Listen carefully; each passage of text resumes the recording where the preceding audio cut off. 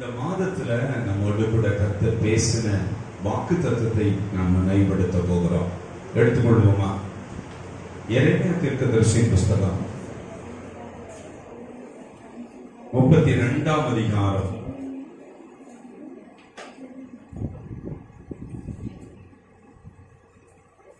Jeremiah chapter 32 verse 27. இதோ நான் மாம்சமான யாவருக்கும் கர்த்தர், என்னாலே செய்யக்கூடாத அதிசயமான காரியம் ஒன்று உண்டோ? கவனிக்கிறீங்க? ரொம்ப முக்கியம். இந்த காலையில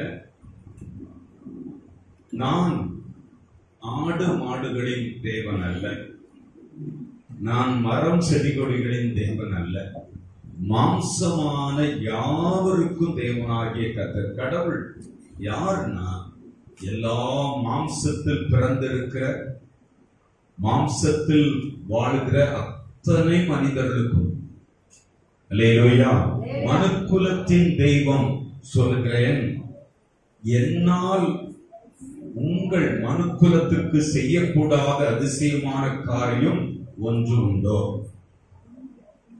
மனுஷ குலத்திற்கு நாம் செய்ய முடியாத காரியம் ஏதாவது இருக்குதா? அல்லேலூயா.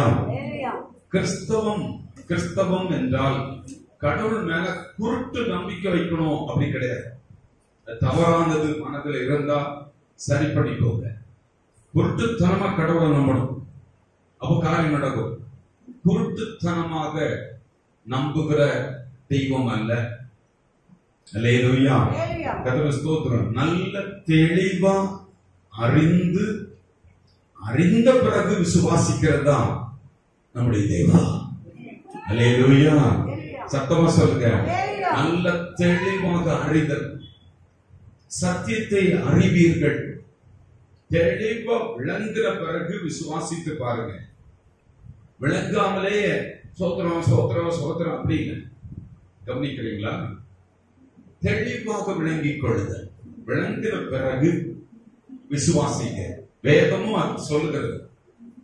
விசுவாசம் எப்படி வருகிறது என்றால், கேள்விப்பட்ட பிறகு, அறிந்த பிறகு, அறிந்து விசுவாசிக்கிறவர்கள். சத்தமா சொல்லுங்க. சத்தியத்தை அறிந்து. சத்தியம் அறியாமல் தான் சங்காரம். என் ஜனங்கள் அறிவில்லாமல் சங்காரமாகிறார்கள். படிப்பில்ல, அனுபவம் இல்ல, அதை பற்றி சொல்லல. வேத அறிவு சரியாக இல்லாதபடியினாலே சங்காரம் ஆகிறார்கள். ஆமென் சொல்லுவோமா? இந்த காலையில் நல்ல கவனிக்கிறீங்க, ரொம்ப முக்கியம். அறியும் ஆண்டவர் என்ன சொல்ற, ஆண்டவர் யார் என்று தெளிவா புரிந்திருக்கணும். இவர்தான் எல்லா சோர்ஸ், இவர்தான் ஆதாரம், இவர் இல்லாமல் எதுவும் இல்லை. உலகம் அவரால் நமக்கு உண்டாக்கப்பட்டிருக்கிறது. உலகத்துள்ள அனைத்து முறைமைகளும் ஒழுங்குகளும் அமைப்புகளும் நமக்காக. இது அவரிடத்திலிருந்து வந்தது. அவர்தான் என்னை படைத்தார், அவர்தான் என்னை மீட்டுக் கொண்டார். என்னைக்கு நான் பாவ தொப்புள்படியே துண்டிக்கிறேனோ அன்று நான் பரலோகத்தில் பெயர் எழுதப்பட்டிருக்கிறேன், ஜீவ புஸ்தகத்தில் பெயர் எழுதப்பட்டிருக்கிறேன். எனக்கு அவர் அப்பாவாக இருக்கிறார். அல்லேலூயா. பரலோக குடும்பத்தின் பிள்ளை எப்படி ஆகிறோம் என்று தெரிந்திருந்தால் அவருக்கும் எனக்கு என்ன ரிலேஷன்ஷிப், அவருக்கு எனக்கு என்ன தொடர்பு, இதை அறிந்து கொண்டால் நன்றாக வாழ முடியும், அவரிடத்தில் பெற்றுக்கொள்ள முடியும். ஆமென் சொல்லுங்க. அந்த தெய்வம் மாம்சமான யாவருக்கும் தேவனாகிய கர்த்தர் சொல்லுகிறார், என்னால் செய்யக்கூடாத அதிசயமான காரியம் ஒன்றுமில்லை. ஒண்ணுமே கிடையாது, ஒண்ணும் கிடையாது. அல்லேலூயா.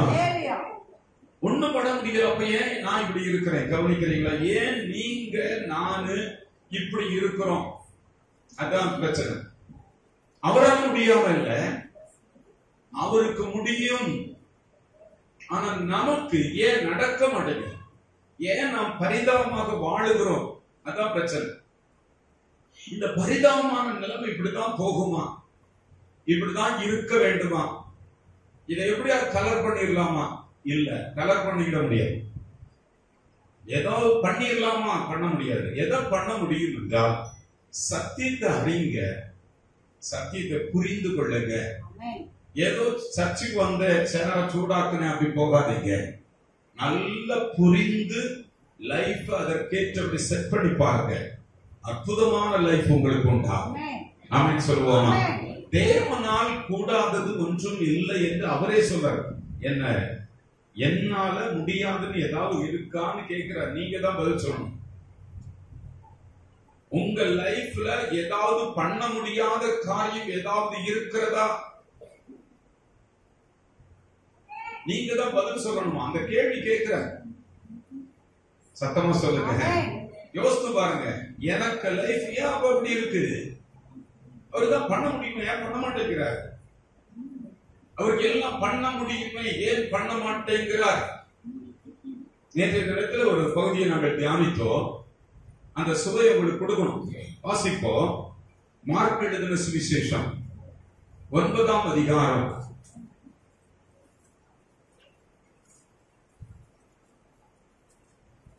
17வது வசனம் முதல் வாசிக்க கேட்போம். அவரை நோக்கி, போதகரே, ஊமையான ஒரு ஆவி பிடித்த என் மகனை உம்மிடத்தில் கொண்டு வந்து அது அவனை எங்கே பிடித்தாலும் அங்கே அவன் அலைக்கழிக்கிறது. அப்பொழுது அவன் உலைதள்ளி பல்லை கடித்து சோர்ந்து போகிறான். அதை துரத்திவிடும்படி உம்முடைய சீசரிடத்தில் கேட்டேன், அவர்களால் கூடாமல் போயிற்று என்றான். அவர் பிரதியுத்தமாக, விசுவாசம் இல்லாத சன்னதியே, எதுவரைக்கும் நான் உங்களோட இருப்பேன்? எதுவரைக்கும் உங்களிடத்தில் பொறுமையாய் இருப்பேன்? அவனை என்னிடத்தில் கொண்டு வாருங்கள் என்றார். அவனை அவரிடத்தில் கொண்டு வந்தார்கள். அவரை கண்டவுடனே அந்த ஆவி அவனை அலைக்கழித்து அவன் தரையிலே விழுந்து நுரைதள்ளி புரண்டான். அவர் அவனுடைய தகப்பனை நோக்கி, இது இவனுக்கு உண்டாகி எவ்வளவு காலமாயிற்று என்று கேட்டார். அதற்கு அவன், சிறுவயது முதல் கொண்டே உண்டாயிருக்கிறது. இவனை கொல்லும்படிக்கு அது அநேக தரம் தீயிலும் தண்ணீரிலும் தள்ளிற்று. நீர் ஏதாகிலும் செய்யக்கூடுமானால் எங்கள் மேல் மனதிறங்கி எங்கள் உதவி செய்ய வேண்டும் என்றான். இயேசு அவனை நோக்கி, நீ விசுவாசிக்க கூடுமானால் ஆகும், விசுவாசிக்கவனுக்கு எல்லாம் கூடும் என்றார். உடனே பிள்ளையின் தகப்பன், விசுவாசிக்கிறேன் ஆண்டவரே, என் அவிசுவாசம் நீங்கும்படி உதவி செய்யும் என்று கண்ணீரோட சத்தமிட்டு சொன்னார். அப்பொழுது ஜனங்கள் கூட்டமாய் ஓடி வருகிறதை இயேசு கண்டு அந்த அசுத்தாவியை நோக்கி, ஊமையும் செவிடுமான ஆவியே, இவனை விட்டு புறப்பட்டு போ, இனி இவனுக்குள் போகாதே என்று நான் உனக்கு கட்டளையிடுகிறேன் என்று அதை அதட்டினார். அப்பொழுது அது சத்தமிட்டு அவனை மிகவும் அலைக்கழித்து புறப்பட்டு போயிற்று. அவன் செத்து போனான் என்று அநேகர் சொல்லத்தக்கதாக செத்தவன் போல் கிடந்தான். இயேசு அவன் கையை பிடித்து அவனை தூக்கினார். உடனே அவன் எழுந்திருந்தான். கவனிக்கிறீங்களா? இங்க ஒரு அப்பா, ஒரு தகப்பனார், தனக்கு ஒரு மகன் இருக்கிறான். அவன் சின்ன வயதுல இருந்து இப்ப வாலிப வயது, ஒரு 20 வயசு வரை மதிப்போமே, 17க்கு மேல 20 வயசு இருக்கும்னு வச்சுக்கோ. சிறு வயதிலிருந்து அவனுக்கு ஒரு அசுத்த ஆவி, அவன் நுரை தள்ளுகிறான். வாயில நுரையா கொட்டு தள்ளுவான். பல்ல நரன்னு கட்டிச்சு உடைக்கிற மாதிரி பல்ல கடிப்பான். அவன் அரண்டு புரண்டு கீழே கிடந்து நல்லா உருளுவான். கவனிக்கிறீங்களா? அந்த பையன் மட்டுமல்ல, அந்த பையன் தீய கண்டவன தீயில போய் பாஞ்சு விழுந்துருவான். தொட்டியில தண்ணி கிடக்குனா போய் விழுந்துருவான். கிணத்த குதிச்சிருவான். ஆத்துல குளத்துல போய் விழுந்துருவான். தீயிலும் தண்ணீரிலும் விழுகிறது அந்த அலக்களிப்பா. அவ்வளவு அலக்களிப்பான ஒரு பையன். சின்ன வயதுல இருந்து 20 வயசு வரைக்கும் இந்த அப்பா எவ்வளவு கேர் எடுத்திருப்பாரு இந்த பையனை. இந்த பையனை பாதுகாக்கிறதுக்கா எவ்வளவு முயற்சி நடந்திருக்கும். ஒரு குடும்பம், ஒரு மகன் அப்படி எல்லாம் வச்சு நல்ல கொஞ்சம் மாற்றங்கள் இருக்கிறத காண்கிறேன் இங்க இந்த சபையில். கவனிக்கிறீங்களா? அப்படிப்பட்ட பையனுக்கு எத்தனை டாக்டர்ஸ் கிட்ட போயிருப்பாங்க. அங்க கொண்டு போ, இங்க கொண்டு போ, அந்த கோயிலுக்கு போ, இந்த கோயிலுக்கு போ என்று எவ்வளவு சொல்லி இருப்பாங்க. எவ்வளோ பிரயாசங்கள் எடுத்து ஒண்ணுமே நடக்கல. கடைசியா நம்முடைய சீசரிடத்துல கொண்டு வந்தோம். 18வது வருஷம், அது அவனை எங்கே பிடித்தாலும் அங்கே அவனை அலக்களிக்கிறது. அப்பொழுது அவன் நுரை தள்ளி பல்லை கடித்து சோர்ந்து போகிறான். அதை துரத்தி விடும்படி உம்முடைய சீசரிடத்திலே கேட்டேன், அவர்களாலும் கூடாமல் போயிற்று. இப்ப அவன் முடிவு பண்ணிட்டான், இது நடக்காது, இது கூடாது, இது கூடாது, நிறைவேறாது, நடக்காது. கவனிக்கிறீங்களா? நடக்காது. அதிலே அட்ஜஸ்ட் ஆகி வாழுகிறது, அதிலேயே இருக்கிறது போல வாழுகிறது. கவனிக்கிறீங்களா? அதுல அட்ஜஸ்ட் ஆயிட்டான். இப்ப திடீர்னு ஆண்டவர் இயேசு கிறிஸ்துவை சந்திக்கிறான். ஆண்டவர் அப்போ அவன் என்ன கேட்கிறான்னா, இவரை சுகமாக்க முடியும் அல்ல, உம்மாலே ஏதாவது செய்யக்கூடுமானால் செய்யும் அப்பா. உம்முடைய சீசர்களாக கூடாமல் போயிட்டு, கூடாது, நடக்காது, இது நடக்காது. சொல்லுங்க அல்லேலூயா. நான் என்னைக்கு ஒரு வீட்டை கட்ட முடியும்? கட்டிட மாட்டேன். இந்த பிசாசு போகாது, இந்த கஷ்டம் போகாது, இந்த நிலைமை போகாது, இந்த வியாதி போகாது, இந்த போராட்டம் போகாது. சொல்லுங்க அல்லேலூயா. என்னுடைய பிள்ளைகளுக்கு திருமணம் நடக்காது, வேலை கிடைக்காது, தொழில் வராது. அப்படிதான் என்ன பண்றது? சொல்லுங்க. ரட்சிப்பு இன்னாருக்கு கிடைக்காது, இந்த குடிக்கிறவன் மாற மாட்டான், எல்லாம் பார்த்துட்டோம், இவன் திருந்த மாட்டான், இவள் திருந்த மாட்டாள். அல்லேலூயா. உடைந்த குடும்பம் ஒன்று சேராது. எவ்வளவு பார்த்துட்டோங்க. எத்தனையோ பாஸ்டர்ஸ் எல்லாம் பார்த்து பேசி பார்த்தாங்க, உபவாசம் இருந்து பார்த்தாங்க, நடக்காது. அவ்வளவுதான். நான் ஒரு வீடு கட்டிடுவேனா? நடக்காது. அல்லேலூயா. வியாபாரம் முன்னேற்றம் வருமா? கடன் மாறுமா? வாடகை வீட்டிலே தான் வாழணும். எங்க அப்பா காலத்துல, எங்க தாத்தா காலத்துல இருந்து வாடகை வீட்டுல இருக்கோம். நான் சொந்த வீட்டுக்கு வருவேனா? கூடாது, கூடாது, நடக்காது. இவ்வளவு காலம் ஆஸ்பத்திரிக்கு எல்லாம் போய் டெஸ்ட் எல்லாம் பண்ணிட்டு குழந்தை பாக்கியம் கிடைக்காது. சத்தமா சொல்லுங்க. இந்த மனநிலை, இந்த மனநிலையோடு வாழ்கிற சபை மக்களுக்கு வேதம் சொல்லுகிறது. ரோமருக்கு எழுதின நிருபம் 12ஆம் அதிகாரம் 2வது வசனத்தை நாம் வாசிப்போம். நீங்கள் இந்த பிரபஞ்சத்திற்கு ஒத்த வேஷம் தெரியாமல் தேவனுடைய நன்மையும் பிரியமும் பரிபூர்ணமான சித்தம் என்னதென்று பகுத்தறியத்தக்கதாக உங்கள் மனம் புதிதாகிறதுனாலே, உங்களுடைய மனம் புதிதாகிறதுனாலே மறுரூபமாகணும். கூடாது, இது மாறாது, இது இப்படித்தான், இவன் திருந்த மாட்டான், இந்த நிலைமை இப்படித்தான் இருக்கும், மாறாது, கூடாது, நடக்காது என்று மைண்ட் செட்டை வேதம் சொல்லுகிறது. உங்கள் மனம் புதிதாகட்டும்.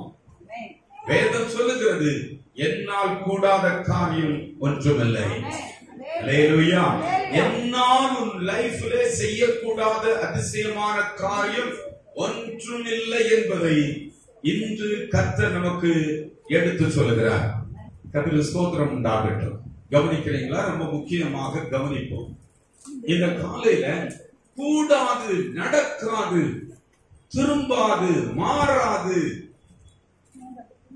நிறைவேறாது என்றெல்லாம் நினைக்கிற பிள்ளைகள், எனக்கு ஒரு பெஸ்ட் லைஃப், மாற்றம் வருமா? இப்படிதான் அட்ஜஸ்ட் ஆகி போயிட வேண்டியதான், இப்படித்தான் போகணும், அவ்வளவுதான். எல்லாரும் அப்படி இருக்கிறாங்க, ஊரே அப்படி இருக்கு. நான் இருக்கிற இடத்துல எத்தனை பேர் இப்படி இருக்கிறாங்க. நானும் இப்படித்தான் இருக்க வேண்டி இருக்கும். சமாளிச்சுக்கணும். ஜோமணி போனாலும் சமாளிச்சு போய் பழகிடணும். வேதம் சொல்லுகிறது, உங்கள் மனம் புதிதாகும் வேண்டும் என்று கர்த்தர் விரும்புகிறார். உங்கள் மனக்கண்கள் திறக்கப்பட வேண்டும் என்று கர்த்தர் விரும்புகிறார். சத்தமா சொல்லுவோமா? அல்லேலூயா. கர்த்தருக்கு ஸ்தோத்திரம் உண்டாகட்டும். நல்ல கவனிங்க. கூடாமல் போயிற்று ஐயா, அங்க போனேன் கூடல, இங்க போன ஆனால் ஆண்டவர் சொல்லுகிறார், இயேசு சொல்லுகிறார், 9:23 வாசிப்போம். இயேசு அவனை நோக்கி விசுவாசிக்க கூடுமானால், நீ விசுவாசிக்க கூடுமானால் ஆகும். இங்க என்ன முக்கியம் என்றால், ஹலோ, உன்னுடைய லைஃப் எப்போ இந்த சூழ்நிலை மாறி அமையும், உங்கள் காரியங்கள் எப்போது நடக்கும், எப்போது உங்களுக்கு வாய்க்கும், எப்போது உங்களுக்கு கூடாமல் போகிற காரியம் கூடும் என்று வேதம் சொல்லுகிறது என்றால், அப்போ இப்படி ஆயிடுச்சு அப்படியே விட்டுருவோம், அட்ஜஸ்ட் ஆயிடுவோம், அவ்வளவுதான். இல்லை, நீ விசுவாசிக்க கூடுமானால், விசுவாசம் கேள்வியினால் வரும், சத்தியத்தை நன்றாக விளங்கிக் கொண்டால் விசுவாசம் வரும்.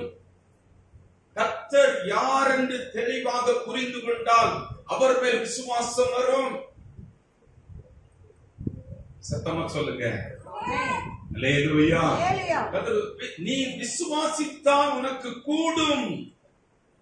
விசுவாசிக்கிறவனுக்கு இந்த பேய் மட்டும் இல்ல போறது, வாழ்க்கையில் அனைத்துமே கூடும் என்று கர்த்தர் சொல்லுகிறார். இந்த பிசாசு மட்டுமல்ல, கர்த்தர் சொல்றார், நீ விசுவாசி கூடுமானால் அது நடக்கும். இதுவரை நடக்காம இருந்திருக்கலாம். உன்னுடைய குறை என்னவென்றால், உன் பிரயாசம் அல்ல, நீ ஓடுனதோ அலைஞ்சதோ அல்ல, உன் இருதயத்துல சந்தேகப்படாத ஒரு விசுவாசம் இருக்குமானால் உனக்கு இதுவும் கூடும் என்று கர்த்தர் சொல்லுகிறார். சந்தேகப்படாத ஒரு விசுவாசம். கர்த்தருடைய பிள்ளைகள் கவனம் செலுத்த வேண்டிய மிக முக்கியமான இடம், அதிகம் கற்றுக்கொள்ள வேண்டிய இடம், அதிகம் அந்த இடத்தை வளர பண்ண வேண்டிய இடம் விசுவாசம். சத்தமா சொல்லுங்க, விசுவாசம் உங்களுக்கு இருக்குமானால் கூடும். இரண்டாவது சொல்லுகிறார், இந்த பிசாசு மட்டும் இல்லப்பா, நீ விசுவாசித்தால் எல்லாமே உனக்கு நடக்கும், கூடாதது ஒன்றும் இல்லை. அல்லேலூயா. சத்தமா சொல்லுவோமா? ஸ்தோத்திரம். ஆகாதது எதுவும் இல்ல, உம்மால் ஆகாதது எதுவும் இல்ல. சொல்லுவோம், ஆகாதது எதுவும் இல்ல, உம்மால் ஆகாதது எதுவும் இல்ல. அகிலம் அனைத்தையும் உண்டாக்கி ஆளுகின்றீர், அகிலம் அனைத்தையும்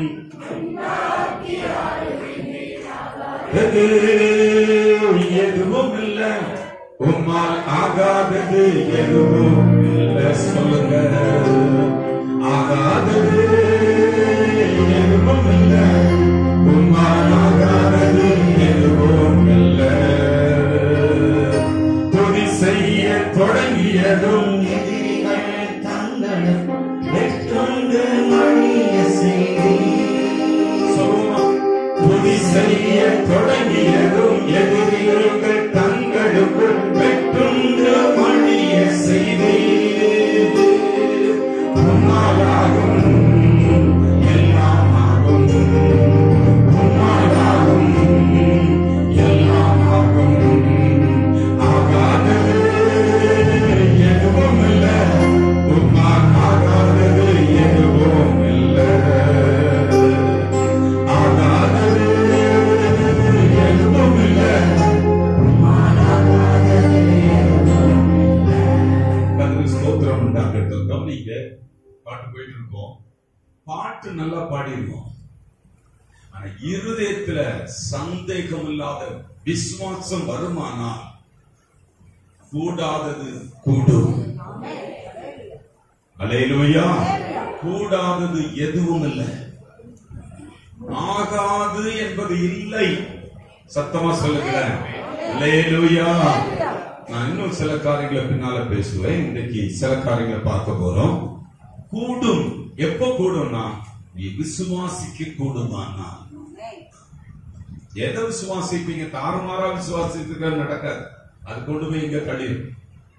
தேவனுடைய திட்டம், தேவனுடைய சித்தத்தின்படி நான் உடன்படிக்கை மகன் மகள் என்ற இந்த ஸ்தானங்களை நின்று நீங்கள் கூடும் என்று நிக்கிறீங்கன்னா நிச்சயமாக நிறைவேறிவிடும். ஆமென் சொல்லுவோமா? கர்த்தருக்கு ஸ்தோத்திரம் உண்டாகட்டும். இந்த காலையில நல்லா கவனிங்க. இஸ்ரவேல் ஜனங்களை குறித்து நமக்கு தெரியும். இஸ்ரவேல் ஜனங்கள் ஆபிரகாமை கர்த்தர் கானான் தேசத்தில் கொண்டு போகிறார். நீ சுற்றி பார்க்கிற கிழக்கு மேற்கு வடக்கு தெற்கு திசைகள் எல்லாவற்றையும் உனக்கும் சந்ததி கொடுப்பேன்றாரு. ஒரே ஒரு ஆபிரகாம், சாராள், அவருக்கு பிறந்த ஈசாக்கு, அவருடைய சந்ததி யாக்கோபு, 12 பேர் அவருடைய சந்ததி. இவங்க குடும்பத்துல பிறந்தவன் தான் யோசேப்பு. யோசேப்பு எகிப்துக்கு விற்கப்பட்டான். அங்கு அவன் பல சூழலை கடந்து பிரைம் மினிஸ்டர் ஆகிறான். இப்ப இஸ்ரவேல் குடும்பம் 70 பேர் எகிப்துக்கு பஞ்சம் பிழைக்க போகிறார்கள். அந்த ஊர்ல 70 வருஷம் யோசேப்பு இருந்த காலங்கள் மிக சிறப்பான காலங்களாக இருந்தது. யோசேப்பு மரித்த பின்பு 360 வருஷம் பல தலைமுறை கடந்து அடிமைகளாக மாறிவிட்டார்கள். அவர்களை சட்டம் போட்டு பல விதங்களை ஒடுக்கி விட்டார்கள். அவர்கள் ஏதோ ஒரு வேண்டாதவர்கள், ஆகாதவர்கள், வேலைக்கு வந்தவர்கள், உழைக்க வந்தவர்கள், சம்பாதித்துக் கொடுக்க வந்தவர்கள் மாதிரி கொத்தடிமைகளாக வைத்து விட்டார்கள். கவனிக்கிறீங்களா? எகிப்துல 430 வருஷம் இருக்கிறாங்க. மனநிலையே மாறி போச்சு. சட்டம் ஒடுக்கி இருக்கு, அதிகாரங்கள் ஒடுக்கி இருக்கு. இவங்களுக்கு பிரிவிலேஜஸ் இல்ல, வருமானங்கள் இல்ல. ஒரு நல்ல நிலைமைக்கு அவங்க வர முடியாது என்ற இடத்துல கீழே வைக்கப்பட்டார்கள். இது 430 வருஷமா வளர்ந்துருச்சு. அவங்க என்ன நினைக்கிறாங்கன்னா, இந்த எகிப்தை விட்டு நாம் ஒரு நாளும் விடுதலை பெற்று போக முடியாது. இந்த அடிமைத்தனத்திலிருந்து விடுதலை கிடைக்கும், இனி கிடைக்க சாத்தியமே இல்லை. அதை கேட்பதற்கு யாரும் இல்லை. இந்த அடிமைத்தனத்திலிருந்து முன்னே வெளியே வருவதற்கு பலன் இல்லை, எந்த சூழலையும் இல்லை. அதிகாரங்களை போய் கேட்பதற்கு சொன்னா சட்டத்தை கொண்டு வந்து ஒடுக்கிறான். ஒண்ணும் பண்ண முடியாத இடத்துல இருக்கிறாங்க. ஆற்றல் இல்லை. நம்ம சும்மா ஒரு ஆடு வைக்கிற ஜனம் தானே, சோ வாழ்ந்துட்டு போயிடுவோம் அப்படின்னு இருக்கிறாங்க. கவனிக்கிறீங்களா? அவங்கள்ட்ட பெரிய ராஜா, பெரிய மிலிட்டரி, ரதங்கள், குதிரைகள் எல்லாமே இருக்கு, அதிகாரம் இருக்கு, அவங்க சட்டம் இருக்கு, ஜெயில் இருக்கு, தண்டனை இருக்கு, எல்லாமே அவங்க கையில இருக்கு. நாம ஆடு வைக்கிறவங்க என்னங்க பண்ண முடியும்? மனதில் தாழ்வு மனப்பான்மையோடு வாழ்கிறாங்க. அவ்வளவுதான், இன்னொன்னும் பண்ண முடியாது. மைண்ட் செட் அப்படிதான், முடியவே முடியாது. நமக்கு இந்த நாட்டிலிருந்து ஒரு விடுதலை நமக்கு உண்டாகும், நாம் நல்ல நிலைமைக்கு வருவோம் என்ற மனநிலை கிடையாது. ஒரு இன்ஃபீரியாரிட்டி, ஒரு தாழ்வு மனப்பான்மையோடு கூட ஜனங்கள் அந்த ஊருக்குள்ள, அந்த நாட்டுக்குள்ள, எகிப்துல அடிமைகளாக இருக்கிறாங்க. கர்த்தர் இந்த மென்டாலிட்டி தான் சொல்றாரு, உன் மனம் புதிதாகணும். ஆமென் சொல்லுவோமா? இந்த மென்டாலிட்டி உள்ள மக்களுக்கு கர்த்தர் போதிக்க விரும்புகிறார். நான் இந்த பார்வன் கையில் இருந்து நான் இந்த தேசத்தில் உங்களை விடுவித்து காண்பிக்கிறேன். நீங்க ஒண்ணு பண்ணாண்டா, நான் விடுவித்து காண்பிக்கிறேன் என்று சொல்லுகிறார். அல்லேலூயா, கர்த்தருக்கு ஸ்தோத்திரம் உண்டாகட்டும். கவனிக்கிறீங்களா? நேர விடுதலை ஆகி வெளியே கூட்டு வராங்க. ஜாலியா பெட்டி படுக்கை எல்லாம் தூக்கிட்டு வராங்க, குழந்தை குட்டியெல்லாம் சுமந்துட்டு வராங்க. வந்தா நேர வழி நடத்தி வந்த இடம் பெரிய செங்கடல். அவ்வளவு கடல், பிரம்மாண்டமான கடல் முன்னால வந்து நிக்கிறாங்க. சோ வழி இல்ல. பின்னால சரி என்னடா பண்றதுன்னு நினைச்சிட்டு அப்படி நிக்கிறாங்க. எங்க போறோம் என்னன்னு ஒரு பெரிய நோக்கம் இல்ல. ஆனா ஆண்டவர் சொல்லி இருக்கிறார், பாலும் தேனும் ஓடுகிற நலமும் விசாலமான தேசத்துக்கு உன்னை கொண்டு போகிறேன், கொண்டு போய் சேர்ப்பேன். நீ போகிறத நான் சேர்ப்பேன். சொல்லுங்களேன். அல்லேலூயா. கர்த்தருக்கு ஸ்தோத்திரம். இப்படி நினைச்சிட்டு வந்தவங்க பின்னால திரும்பினா பின்னால அதே பார்வோன், அவனுடைய ரதம், அவனுடைய சேனை, அவனுடைய குதிரைகள் துரத்திட்டு வருது. டேய் விட்டது தப்புடா, பிடிச்சிட்டு போனாதான் நமக்கு வேலையாடு. இவங்க போன நமக்கு எல்லாமே முடைக்கிறண்டா, பிடிச்சிட்டு வருண்டான்னு போகிறான். கவனிக்கிறீங்களா? இவன் முழிக்கிறான். சும்மாவே அங்கே இருந்திருந்தா நல்லா இருந்திருக்கும், என்ன சாக கொண்டு வந்துட்டாங்க. நீ பைபிள் நீங்க படிச்சீங்கன்னா பயங்கரமா இருக்கும். யாத்திராகமத்துக்கு வாசிப்போம். யாத்திராகமம் 14ஆம் அதிகாரம் 11வது வசனத்திலிருந்து படிப்போம். அவர்கள் மோசேயை நோக்கி எகிப்திலே பிரேத குழிகள் இல்லை என்றால் வனாந்தரத்திலே சாகுபடிக்கு எங்களை கொண்டு வந்தீர். எங்களுக்கு இப்படி ஏன் பண்ணிட்டு ஐயா? கவனிக்கிறீங்களா? கர்த்தர் இப்படிப்பட்ட இடத்துல புறப்பட்டு வந்த இடத்துல ஒரு செங்கடலும் பின்னால எதிரியுமாக நிற்கிற இடத்துல இந்த ஜனங்களை கொண்டு வந்து நிறுத்துவதற்கு ஒரு காரணம் இருக்கிறது. இங்க வழி இல்லை, இனி முடியாது என்று நினைக்கிற பிள்ளைகளுக்கு ஒரு லெசனை கர்த்தர் கற்றுக் கொடுக்க விரும்புகிறார். சத்தமா சொல்லுங்க. முடியாது, நடக்காது என்று நினைக்கிற, கூடாது என்று சொல்லுகிற பிள்ளைகளுக்கு கர்த்தர் ஒரு பாடத்தை கற்றுக் கொடுக்க விரும்புகிறார். ஆமென் சொல்லுவோமே. அல்லேலூயா. கர்த்தருக்கு ஸ்தோத்திரம் உண்டாகட்டும். இங்க வழியே இல்லை, வாய்ப்பே இல்லை. இனி ஏற்ற கையில தான் சிக்கணும். முன்னால கடல்ல நம்மவா குதிக்க முடியாது. அவன் பிடிச்சிட்டு போய் அடிச்சு நொறுக்கி எங்கடா போறீங்கன்னு நல்லா போட்டு தட்டுவான். அவன் கையில நம்ம மாள வேண்டியதான் அப்படின்னு நினைக்கிற ஒரு இடத்தில் இருக்கிற பிள்ளைகளுக்கு வேதம் சொல்லுகிறது, என்னால் செய்யக்கூடாத அதிசயமான காரியம் ஒன்று உண்டோ. ஆமென் சொல்லுவோம். இந்த இடத்துலதான் நீ பார், நான் எப்படி வழி உண்டாக்குகிறேன் என்று பார். எப்படி உன் வாழ்க்கையில வழி உண்டாக்குகிறேன் என்பதை கவனி. மாம்சமான யாவருக்கு தேவனாய் கர்த்தர் சொல்லுகிறார். வேற தெய்வம் இல்ல. வேற தெய்வம் இருக்குன்னு நம்ம நினைக்கிறோம்னா தவறானது. ஆமென் சொல்லுகிறேன். அல்லேலூயா. நான் உங்களுக்கு ஒரு லெசனை எப்படி வழி உண்டாக்குகிறேன். நடக்காது, முடியாது, இதிலே அட்ஜஸ்ட் ஆகி வாழ்ந்துருவோம்.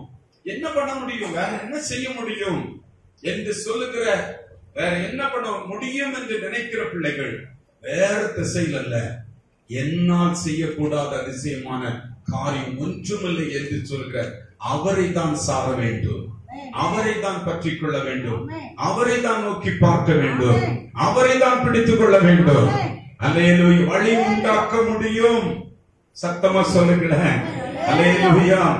வழியே இல்லாத இடத்துல வழியை உண்டாக்குகிறவர் கர்த்தர். அவருக்கு 1000 வழிகள் உண்டு. நீங்க நினைக்கிற மாதிரி இல்ல, அவரால் கூடும் என்று நல்ல விசுவாசிக்கிற பிள்ளைகளுக்கு எல்லாமே கூடும். சத்தமா சொல்லுவோமா? அல்லேலூயா. முடியாது, நடக்காது என்று சொல்லுகிறவங்க சுகமாகாது. நொண்டி நொண்டிதான் நடக்கணும். இடுப்பு எலும்பு மாறாது, முட்டி மாறாது, சுகம் மாறாது, நரம்பு வியாதி மாறாது, அவயத்தில் இருக்கிற அந்த சுகவீனம் மாறாது. இவன் திருந்த மாட்டார், இவள் திருந்த மாட்டார் என்று நினைக்கிறது நல்ல கவனிக்கிறீங்க. மாறாது, நடக்காது, முடியாது என்று சொல்லுகிற தேவ பிள்ளைகள், வீடு, எனக்கு ஒரு வீடு, சொந்த வீடு கிடைக்காது, நான் டெவலப் ஆகிட மாட்டேன், எனக்கு முன்னேற்றம் இருக்காது என்று சொல்லுகிறவர்களுக்கு கர்த்தர் சொல்லுகிறார், அந்த மென்டாலிட்டியை மாத்திக்கோங்க. உங்கள் மனம் புதிதாகட்டும். நீங்க ஆராதிக்கிற கர்த்தர் சொல்லுகிறார், உங்க மனநிலையை மாற்றிக்கொள்ளுங்கள். அல்லேலூயா. கர்த்தர் சொல்றார், வா உனக்கு காட்டுறேன், உனக்கு வழி எப்படி உண்டாக்குறேன் என்று காட்டுகிறேன். சத்தமா சொல்லுவோமா? நான் அந்த செழிப்பான பாரு தேன் ஓடுகிற அந்த தேசத்துக்கு கொண்டு போக முடியுமா என்று காட்டுகிறேன். அந்த சுகம், அந்த விடுதலை, அந்த கட்டப்படுதல் உண்டாகுமா என்று நீ நினைக்கணும், தீர்மானிக்கணும். உன் உள்ளத்துல நீ சொல்லணும், கூடும், நான் கட்டப்படுவேன். சத்தமா சொல்லுங்க, நான் ப்ரமோஷன் பெறுவேன், நான் வேலை பெற்றுக்கொள்வேன், நான் தொழில் பெற்றுக்கொள்வேன், நான் டெவலப் ஆவேன் என் தேவனால். சத்தமா சொல்லுவோமா? அல்லேலூயா. கர்த்தருக்கு ஸ்தோத்திரம் உண்டாகட்டும். இப்ப பாருங்க, எல்லாம் வந்து நிக்கிறாங்க. கர்த்தர் செங்கடலை ரெண்டா பொளந்து காட்டுறார். வழி இல்லைன்னு சொல்ற இடத்துல வழியை கர்த்தர் உண்டு பண்ணினார்.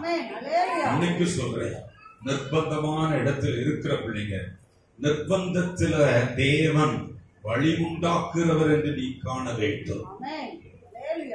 யார எங்க கூட்டிட்டு இருக்காங்க? உன் மனதுல வேற பிளான் போடாத.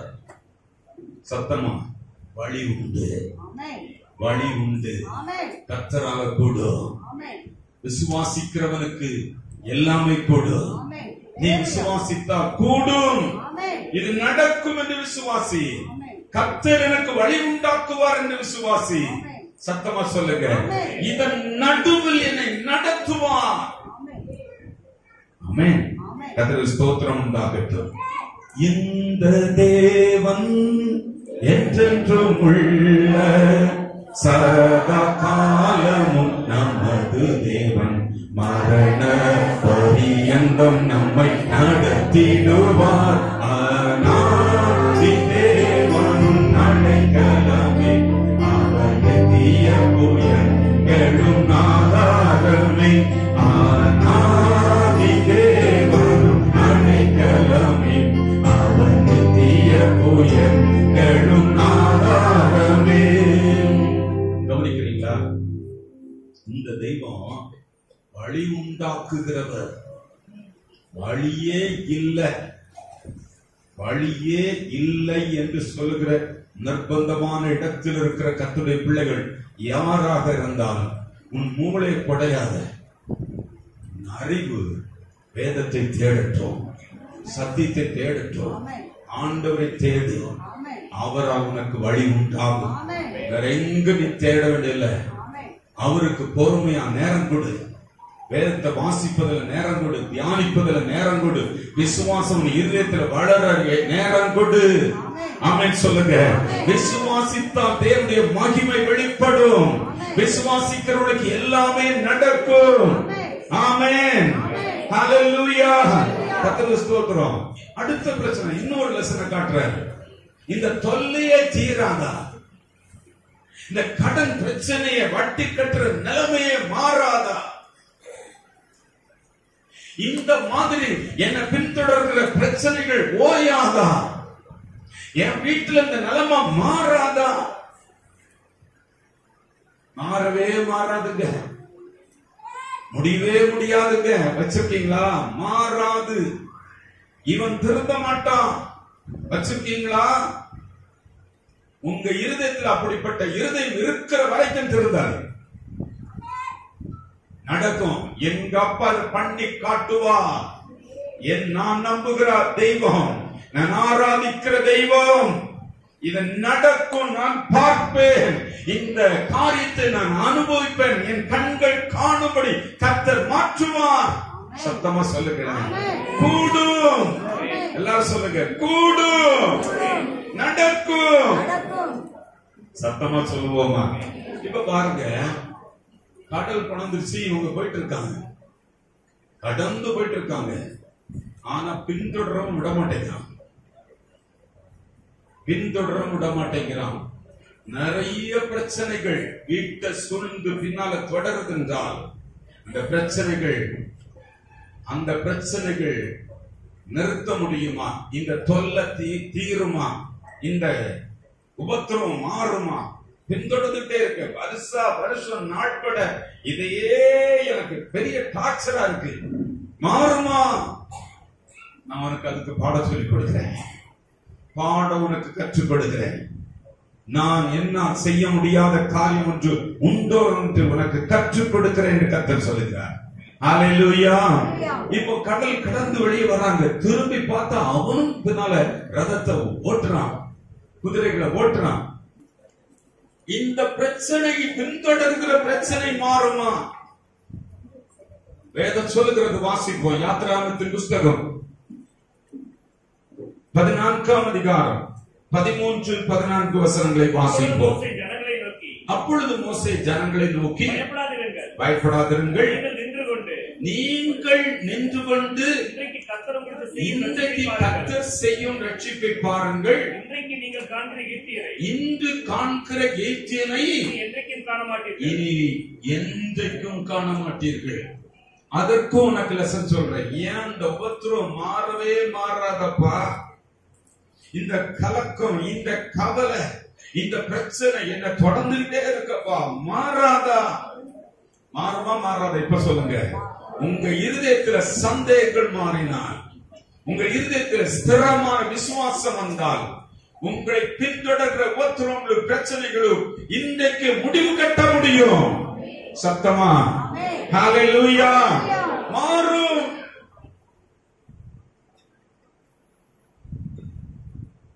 கர்த்தர் செய்து காண்பிக்கிறார். அறிந்து கொள்ளுங்க. யாருக்கு இந்த பாடம்? நமக்கு. நான் அழுதுட்டே இருக்கிற இந்த உபத்திரத்தினால, இந்த பிரச்சனைனால, இந்த மனுஷன் பண்ற வேலை, இவ பண்ற, இந்த பையன் பண்ற, இந்த குடும்பத்துல இப்படி நடக்கிறத, என் சொந்தத்துக்காரன் இப்படி பண்றதுனால, பக்கத்துல இருக்கிற இப்படி பண்றதுனால என்னால தாங்க முடியலன்னு சொல்லி இந்த உபத்திரங்களிலே வாழுகிற பிள்ளைகளுக்கு கர்த்தர் சொல்லுகிறார், நான் அதை நிறுத்தி காட்டுறேன் பாரு. பின்தொடர்கிற போராட்டங்களை நிறுத்தி காண்பிக்கிறேன். சத்தமா சொல்லுகிறேன். கூடுமா கூடாதா? கூடுமா கூடாதா? வீட்டில் இருக்க பிரச்சனைகள் ஓயுமா ஓயாதா? அல்லேலூயா. ஓயும், முடியும், நிறுத்தப்படும், கூடும். கர்த்தர் என்ன செய்யறாரு? இவன் கரையறாங்க. கர்த்தர் அந்த தண்ணீரை நிரப்புறார். திருப்பி பார்த்தா அவ்வளவு வானம் மதுலா நின்று பிரிந்து நின்ற தண்ணீர் அத்தனையும் பார்வோனுடைய சேனையும் கவிழ்த்து போட்டது, மூடி போட்டது. ஆமென் சொல்லுங்க. அல்லேலூயா. பின்தொடர்கிற எந்த உபத்திரப்படுத்துகிற பிரச்சனை ஆனாலும் நீ ஆராதிக்கிற கர்த்தரால அதை நிறுத்த முடியும், அது ஒழித்து கட்ட முடியும், அதை முடிவுக்கு கொண்டு வர முடியும். சத்தமா சொல்லுகிறேன். அல்லேலூயா. கூடாதது எதுவுமே கிடையாது. என்னால செய்ய முடியாத ஏதாவது இருக்கான்னு நீ பாரு, கண்டுபிடி என்று கர்த்தர் சொல்லி காட்டுகிறார். இன்னைக்கு சொல்றேன். அல்லேலூயா. சத்துரு சேனை தொடர்ந்து சூழ்கையில் கர்த்தனாம் தாவீதின் தேவன் நமக்கு.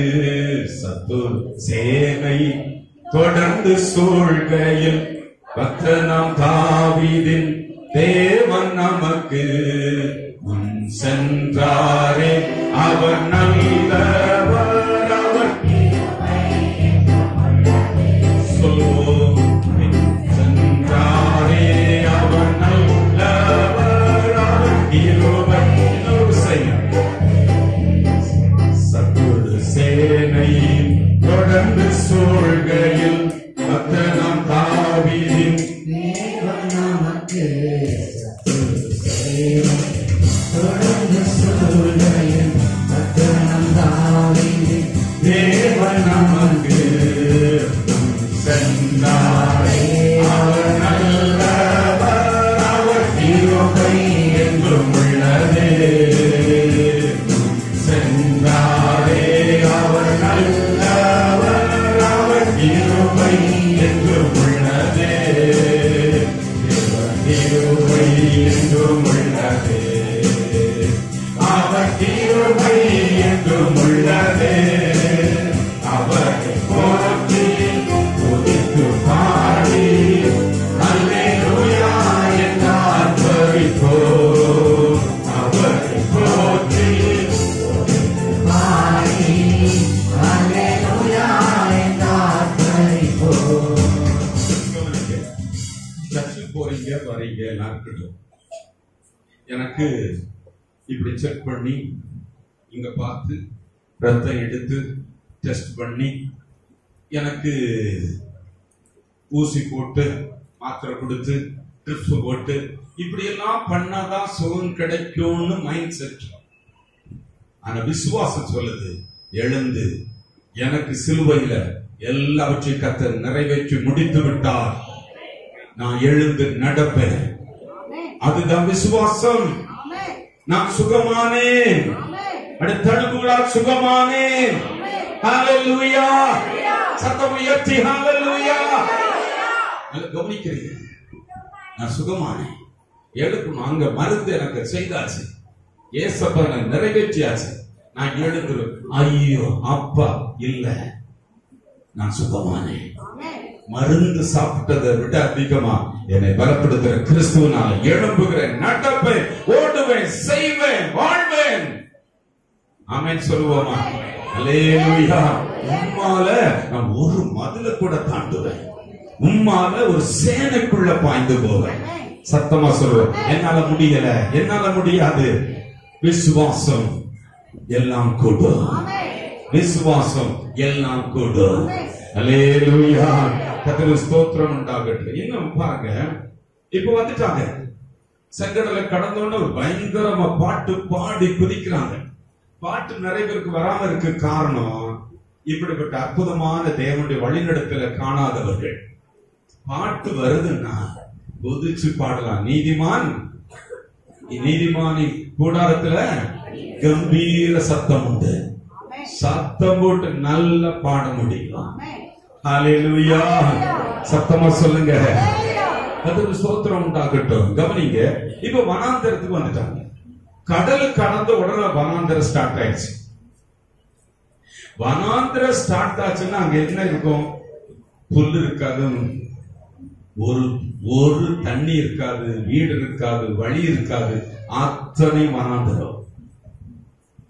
பிரச்சனை ஸ்டார்ட் ஆயிடுச்சு. லைஃப் பிரச்சனை. வனாந்தரத்துல கர்த்தர் கொண்டு விட்டால், குடும்பங்களில வாழ்க்கையில வனாந்தரமான நிர்பந்தமான இடங்களில நீங்கள் வந்தால், முதல் பிரச்சனை உங்களுக்கு, சரி இங்க வந்துட்டோம், ஓகே, எங்களுக்கு சாப்பாடு எப்படி கிடைக்கும்? சாப்பாட்டு பிரச்சனை. சோறு எப்படி கிடைக்கும்? ஹலோ, வனாந்தரத்துக்கு வந்துட்டாங்க. எவ்வளவு பேரு? 30 லட்சம் பேருக்கு சாப்பாடு இங்க எப்படி கிடைக்கும்? கூட்டு வராது, வர வழியில வந்துட்டு இருக்கிறோம். இந்த ஊர்ல கடையும் இல்ல, விவசாயம் இல்ல, விளைச்சல் இல்ல, நிலம் இல்ல, விதை இல்ல, பணம் இல்ல, கடை இல்ல, வியாபாரம் இல்ல, மார்க்கெட் இல்ல, டிமார்ட் இல்ல, ரிலையன்ஸ் இல்ல, ஹலோ, ஒண்ணும் இல்ல. எப்படி சாப்பாடு கிடைக்கும்? கர்த்தர் எங்கிருந்து சாப்பாடு கொண்டு வருவாரு? ஹலோ, கவனிக்கிறீங்களா? நான் காமிக்கிறேன். பார், இந்த வனாந்தரத்துல, கடை இல்லாத இடத்துல, விளைச்சல் இல்லாத இடத்துல, விதை இல்லாத இடத்துல, பணம் இல்லாத இடத்துல, மார்க்கெட் இல்லாத இடத்துல, டிரான்ஸ்போர்டேஷன் இல்லாத இடத்துல, எதுவுமே இல்லாத இடத்துல நான் உனக்கு காண்பிக்கிறேன். என்னால் செய்யக்கூடாத அதிசயமான காரியம் ஒன்று உண்டோ என்று நான் உனக்கு காண்பிக்கிறேன் என்று கர்த்தர் சொல்கிறார். நடக்குமா நடக்காதா? அல்லேலூயா. இங்க சாப்பாடு வருவதற்கு வாய்ப்பே கிடையாது என்று அவன் நினைக்கிறான். எத்தனை பேர் நினைக்கிறீங்க? பல விஷயங்கள் இது வாய்ப்பே இல்லையா, ராசா, இது நடக்காது, இது நடக்காது என்று நினைக்கிற பிள்ளைகள் கவனிக்கிறீங்க.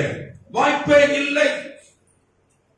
கர்த்தர் சொல்கிறார், வரும், சாப்பாடு வரும். சொல்லுங்க, நீ ஆக அது இது முட்டாத, நீ நம்புகிற தெய்வம். அல்லேலூயா. நீ நம்புகிற தெய்வம் சொல்லுகிறார், வரும், சாப்பாடு வரும், வரும். அதுதான் விசுவாசம். விசுவாசம் இல்லாமல் தேவனுக்கு பிரியமாய் இருப்பது கூடாத காரியம். கிறிஸ்தவங்களா இருக்கலாம், நல்ல பாட்டு பாடலாம், சர்ச்சுக்கு போகலாம், பிரேயர் பண்ணலாம், உபவாசம் இருக்கலாம். ஆனா விசுவாசம் உள்ள இருந்தனா எல்லாமே நடக்கும். சொல்லுங்க, ஒரு பாடம் சொல்லி கொடுக்கிறார், சாப்பாடு வருமா? வரும். அல்லேலூயா. தினமும் மன்னா வருதுங்க, தினமும் மன்னா வருது, கொட்டுது. காலைதோறும் பனி பெய்திருக்கிற வேளையில மன்னா பொருத்தப்படுகிறது. எங்கு பாளையம் எங்கு மன்னா. அல்லேலூயா. அதுக்கு ருசிய பாத்தீங்கன்னா தேனிலிட்ட பணியாரம் போல ருசியாக இருந்ததா? நம்ம நாக்கெல்லாம் சும்மா இருக்குமா? அந்த கடையில ருசியா இருக்கு, இது ருசியா இருக்கு. எங்க அம்மா செய்த ருசியா இருக்கும். எத்தனை பேர் ருசி சொல்றீங்கல்ல? இது தேனிலிட்ட பணியாரம் போல இருக்குமா ருசி? நம்ம ஆண்டவர் கொடுக்கிறார் பாருங்க. ஒரு நாள் இல்ல சப்ளை. ஒரு நேரம் பிரேக்பாஸ்ட் கொடுக்கறதுக்கு என்ன பாடு கவனிக்கிறீங்களா? ஆண்டவர் சொல்லுகிறார், ஒரு பிரேக்பாஸ்ட் மட்டுமல்ல, ஒரு நாள் அல்ல, ஒரு வாரம் அல்ல, ஒரு மாதம் அல்ல, 40 வருஷமும் எத்தனை காலம் நீ வனாந்தரத்தில் இருந்தால் உனக்கு சாப்பாட்டு குறைவில்லாமல் நான் சப்ளை செய்து காட்டுகிறேன் என்று கர்த்தர் சொல்கிறார். என்னால் செய்யக்கூடாத அதிசயமான காரியம் ஒன்றுமில்லை. சத்தமா சொல்லுங்க. நான் சப்ளை பண்ணி காட்டுறேன். வீட்டுக்கு ஆகாரம் இருக்குமா இருக்காத? இருக்கும். விசுவாசித்தால் எல்லாம் நடக்கும். சத்தமா சொல்லுவோம். சரி, மன்னா கிடைக்குது. நான் வேகமா முடிக்கணும். மன்னா கிடைக்குது. இந்த மணலும் சுடுகாடும் ஐயோ உண்மையில மனுஷனே பார்க்க முடியல. இந்த இடத்துல சரி சாப்பாடு கிடைக்கும், தண்ணி கிடைக்குமா? அடுத்த பிரச்சனை. இவ்வளவு பேருக்கு தண்ணி வரணும்னா பாருங்க, ஒரு லாரி தண்ணி கொண்டு வந்து சேர்த்து எங்க தொட்டியில் நிரப்புறதுக்கு நாங்க கொடுக்கிற காசு இடையில போன தண்ணி தட்டுப்பாடு நேரத்துல பயங்கரமா இங்க தண்ணி நிரப்பி எல்லாருக்கும் தண்ணி கொடுக்கிறோம். ஆனா அந்த கொண்டு வந்து சேர்க்கிற இவ்வளவு காசு கொடுக்கிறோம் லாரியில. ஒரு லாரி தண்ணி கொண்டு வந்தா எவ்வளவு நாளைக்கு ஆகும்? இந்த 30 லட்சம் பேருக்கு எத்தனை கேலன் தண்ணி கொண்டு வரணும்? எவ்வளவு பெரிய பைப்பு சேனல் கொண்டு வரணும்? எங்கிருந்து கொண்டு வரணும்? எந்த டாம திறக்கிறது? எங்கிருந்து வரும்? தண்ணி கிடைக்குமா? கர்த்தர் சொல்கிறார், இவங்க முடியவே முடியாது. குளிக்கு தண்ணி வேணும், குடிக்கு தண்ணி வேணும், கழுவ தண்ணி வேணும், எல்லாத்துக்கும் தண்ணி வேணும். அவர் சொல்றாரு, நான் தண்ணீர் உனக்கு சப்ளை செய்து காட்டுகிறேன். சத்தமா சொல்லுகிறேன். அல்லேலூயா. சர்வ வல்லவர். நீங்களும் நானும் ஆராதிக்கிற கர்த்தரால் கூடாதது எதுவும் இல்லை. நம்ம என்ன செய்வோம் தெரியுமா? ஹலோ, கவனிக்கிறீங்களா? நம்ம என்ன செய்வோம் தெரியுமா? ஒரு கடைக்கு போவோம். நம்ம பாக்கெட்ல இருக்கிற பாக்கெட் அளவுக்கு அப்படி பார்ப்போம். பாக்கெட்ல 100 ரூபாய் இருக்குன்னா 100 ரூபாய் போதுங்க. அதுவா? அது வேண்டாம். ஹலோ, அது வேண்டாம். மென்டாலிட்டி. எனக்கு 100 ரூபாய் தான் இருக்கு, என்னுடைய 100 ரூபாய்க்கு ஏற்றபடி வாங்கிட்டு வருவோம். கவனிக்கிறீங்களா? விசுவாசம். அதுக்காக நீங்க அங்க போய் வாங்கி பாஸ்டர் சொன்னாருன்னு அப்படி உங்க விசுவாசம் பெரிய காரியங்களை பெற்றுக்கொள்ள வைக்கும். அல்லேலூயா. பாஸ்டர் சொன்னார் சொல்லிட்டு 100 ரூபாய் கொண்டு ஒரு டிவி கொடுங்க, வாஷிங் மிஷின் கொடுங்கன்னு எல்லாம் கேட்டீங்கன்னா அடிதான் கிடைக்கும். ஹலோ, அப்படி இல்லை. அந்த நோக்கத்தை பேசல. இருதயத்துல விசுவாசம், சந்தேகப்படாத விசுவாசம் வளர்ந்தால் பெற்றுக்கொள்ளும்.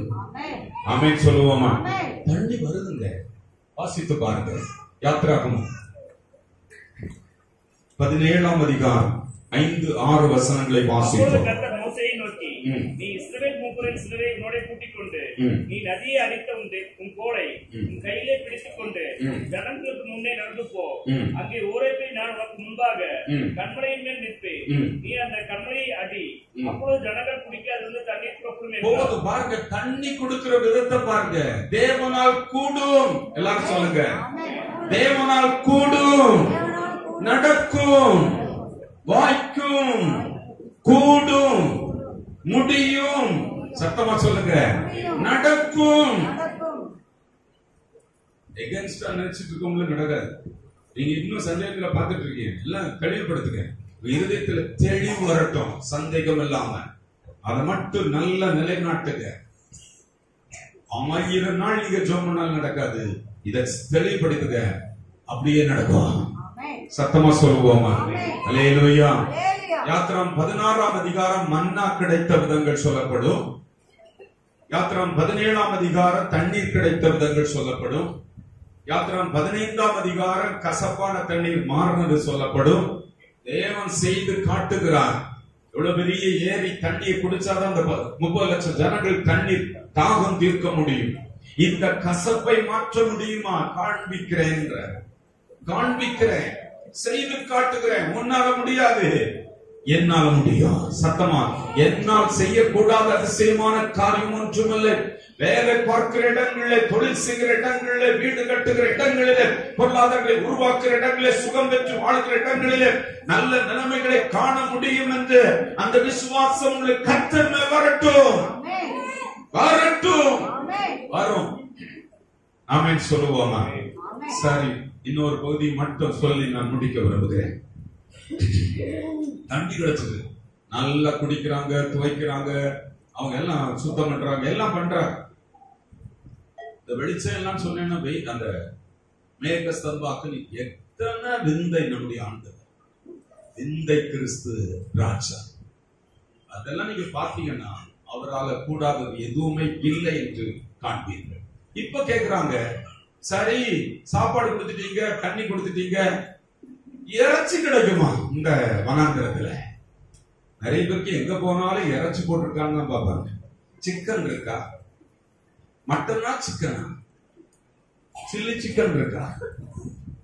ஃப்ரைடு இருக்கா? கிரேவி இருக்கா? பாக்குறோமா இல்லையா? பங்கன்கள்ல இதை தேடுறோமா இல்லையா? வீட்டுல வாரத்துல இன்னைக்கு சாம்பாரா, ரசமா, எவ்வளவு சர்ச்சுக்கிறீங்க? இவங்களுக்கும் அதேதான். கறி கிடைக்குமா? முடியவே முடியாது. அல்லேலூயா. 30 லட்சம் பேருக்கு கறி கொடுக்க முடியுமா? சப்ளை பண்ணி பாருங்க. நமக்கு இங்க ஒருத்தர் கடை வச்சிருக்காரு. அவர் எத்தனை பேருக்கு மேக்சிமம் கொடுப்பாருன்னு நினைக்கிறீங்க? கறி கடை வச்சிருக்காரு. நம்ம சர்ச்சுக்கு வர குடும்பம் எவ்வளவு பேருக்கு அவரால் சப்ளை பண்ண முடியும்? ஒரு 100-150 குடும்பம் கொடுக்க முடியுமா? 500 குடும்பம் கொடுக்கலாமா? பெரிய பண்ணையில இருந்து சப்ளை பண்ணாலும் ஹலோ 30 லட்சம் ஜனங்கள் எவ்வளவு ஏரியாவில் இருந்திருப்பாங்க, யோசித்து பாருங்க. இப்படி சர்ச்சு மாதிரி கேதர் பண்ணிட்டு இருந்தா அவங்களுக்கு அசைய முடியாது, துணி மாத்த முடியாது, தூங்க முடியாது, குழந்தைகளை பார்க்க முடியாது. எவ்வளவு காரியங்கள் பண்ணணும். ஒவ்வொருத்தருக்கும் ஒரு வீடு மாதிரி வேணும், வனாந்திரம். அந்த வீடுகள் எல்லாம் சப்ளை ஆகணும். அப்படியான கோயம்புத்தூர் மாவட்டம் முழுவதும் நிரம்பி இருக்கிற ஜனங்களுக்கு கறி கொடுக்கணும். ஒரு நேரம் கறி இல்ல, ஒரு பங்கன் நடத்தி ஒரு நேரம் கறி, ஒரு சில்லி சிக்கன் ஒரு கப்பல கொடுக்கிறது போல கண்ணுவழி பிடிக்கிறாங்க. ஆண்டவர் சொல்கிறார், அதையும் நான் பண்ணி காட்டுறேன். அல்லேலூயா. நான் செய்து காண்பிக்கிறேன். முடியுமா முடியாதா, கூடுமா கூடாதா என்று நான் நிரூபித்து காட்டுகிறேன் என்று கர்த்தர் சொல்லுகிறார். ஹல்லேலூயா. சத்தமா சொல்லுங்க. நல்ல கவனிங்க. எத்தனை ஆடு அடிக்க வேண்டி இருக்கும்? 30 லட்சம் பேருக்கு எத்தனை கோழி வெட்ட வேண்டி இருக்கும்? எத்தனை கோழி அறுக்கிறதுக்கு ஆள் இருக்கணும்? 30 லட்சம் பேருக்கு கோழி அறுக்கணுங்க. 30 லட்சம் பேருக்கு கோழி அறுக்கணும். அதை கிளீன் பண்றதுக்கு எத்தனை 1000 பேர் வேணும்? எவ்வளவு பெரிய மார்க்கெட் வேணும்? எவ்வளவு பெரிய பண்ணை வேணும்? எல்லாம் வனாந்திரத்துல இருக்காங்க. கறி கிடைக்குமா? இதெல்லாம் ஆர்கனைஸ் பண்றதுக்கு எத்தனை டிரான்ஸ்போர்டேஷன் வெஹிக்கிள் வேணும்?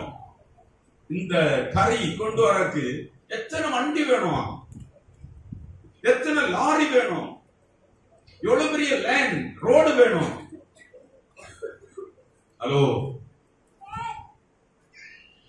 கவனிக்கிறீங்களா? கறி கொடுக்க முடியுமா? அல்லேலூயா. கர்த்தருக்கு ஸ்தோத்திரம் உண்டாகட்டும். கறி கொடுக்க முடியுமா? என்னாகமத்தின் புத்தகம் 14ஆம் அதிகாரம் 11ஆம் அதிகாரம் 4ஆம் வசனம். அவர்களுக்குள்ள இருந்த பல ஜாதியான அந்நிய ஜனங்கள் மிகுந்த இச்சையுள்ளவர்களானார்கள். இஸ்ரவேல் புத்திரரும் விரும்பாரது நமக்கு இறைச்சி புசி கொடுப்பது யார்? நமக்கு இறைச்சி கொடுக்கிறது யார் இருக்கா? இங்க எப்படி இறைச்சி கிடைக்கும்? இந்த வனாந்தரத்துல உட்கார்ந்து இருக்க இறைச்சி கிடைக்குமா கிடைக்காதா? அப்போ நம்முடைய லைஃப்ல கிடைக்காது என்பது என்ன இருக்கிறது, கூடாது என்பது என்ன இருக்கிறது என்று கர்த்தர் கேட்கிறார்.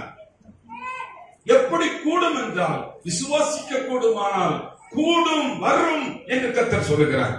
வாய்ப்பு உருவாகும், வழிகள் உருவாகும், காரியம் நடக்கும் என்று கர்த்தர் சொல்லுகிறார். சத்தமா சொல்லுவோமா? அல்லேலூயா. அனாந்தரத்துல கொண்டு வர எவ்வளவு லாரி, எவ்வளவு லோடு, எவ்வளவு ரோடு, எவ்வளவு பாதுகாப்பு, எவ்வளவு செக்யூரிட்டிஸ், எவ்வளவு ஏத்துறதுக்கு இறக்குறது, அந்த சேஃப்டியை கொண்டு வரக்கு எவ்வளவு திட்டமிடணும், எவ்வளவு பெரிய திட்டம் போடணும். அந்த கோயம்புத்தூருக்கு கறி சப்ளை பண்ணணும். எப்படி இருக்கும்? யாரா பண்ணிருக்கீங்களா? உங்கள்ட்ட கையில கொடுத்தா இத பண்ணிருக்க எல்லாம் ரெடி கொண்டு கொடுங்கனால கொடுக்க முடியுமா? அல்லேலூயா. கூடாது, கூடாது, கூடாமல் போயிட்டு கூடல, நடக்கல, நடக்காது. கர்த்தர் சொல்கிறார், கவனிங்க. கர்த்தர் வேற ஒரு நேர கறி இல்ல, ஒரு நாள் கறி இல்ல, ஒரு வார கறி இல்ல, ஒரு மாச கறியை கொடுக்கிறேன்றாரு. நல்லதா? அவருக்கு ஒரு கை அப்பாவினால கூடாதது எதுவும் இல்ல. ஆமென் சொல்லுவோமா? அல்லேலூயா. கர்த்தருக்கு ஸ்தோத்திரம் உண்டாகட்டும். ஒரு மாசம் கறி கொடுக்கிறேன்றார். அல்லேலூயா.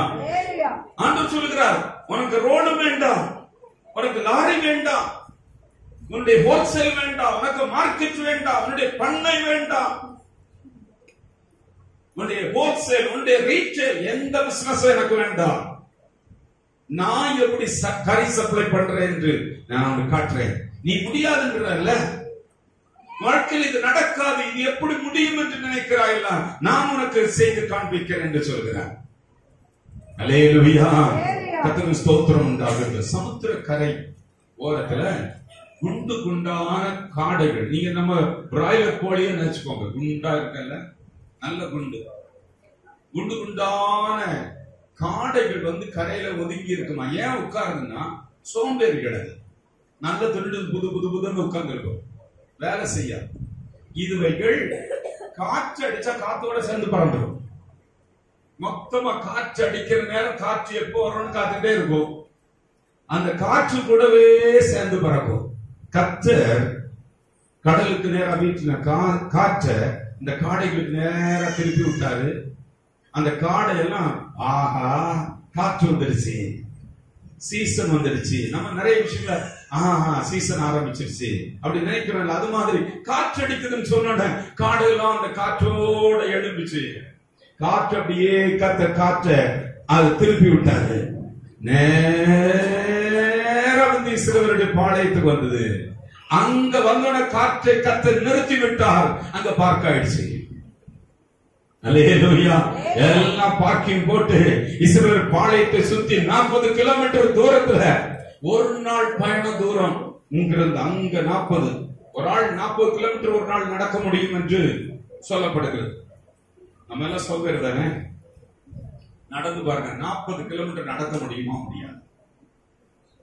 நடந்து பார்ப்போமே. ஐயோ அப்பா அம்மா, ஹலோ கவனிக்கிறீங்களா? 40 கிலோமீட்டர் 40 கிலோமீட்டர் 40 கிலோமீட்டர் 40 கிலோமீட்டர் சுற்றளவுக்கு எங்கு குண்டு குண்டு காடுகள் வந்து நிரம்பி நிற்கிறது. அதுவும் 3 அடி உயரத்துக்கு, 2 முழம் உயரத்துல, 1.5 அடி 1.5 அடி 3 அடி உயரத்துல காடை வந்து நிரம்பி கிடக்குது. கவனிக்கிறீங்களா? சத்தமா சொல்லுங்களேன். அல்லேலூயா. வாசிங்க எண்ணாகமம் 11ஆம் அதிகாரம், எண்ணாகமம் 11ஆம் அதிகாரம் 32வது வசனம். அப்பொழுது ஜனங்கள் எழும்பி அன்று பகல் முழுவதும் ராம் முழுவதும் மறுநாள் முழுவதும் காடைகளை சேர்த்தார்கள். கொஞ்சமாய் சேர்த்தவன் 10 ஓமர் அளவு சேர்த்தார். அவைகளை பாளையத்தை சுற்றிலும் தங்களுக்காக குவித்து வைத்தார்கள். அல்லேலூயா. வனாந்திரத்துல நல்ல கவனிங்க, ரோடு இல்ல, எதுவும் இல்லாத இடத்துல தேவனால் கூடாது என்ற நிலை இல்லை. சத்தமா சொல்லுவோமா? அல்லேலூயா.